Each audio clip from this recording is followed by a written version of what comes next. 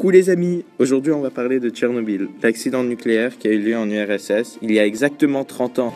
À l'époque de l'URSS, Tchernobyl se trouve en République socialiste soviétique de l'Ukraine, à 3 km de Pripyat. La centrale nucléaire pose donc un risque majeur à la population de 50 000 habitants. La population à risque devient vulnérable quand elle fait face à un manque de préparation et d'information. Après l'explosion de la centrale, elle n'est prévenue et évacuée que 30 heures après.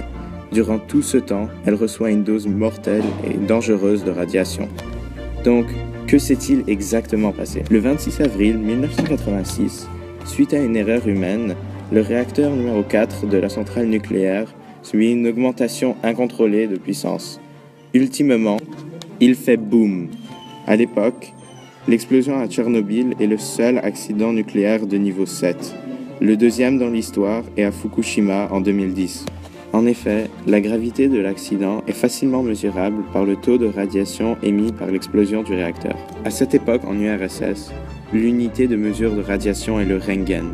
On compte 12 millionièmes de Röntgen dans l'atmosphère en temps normal.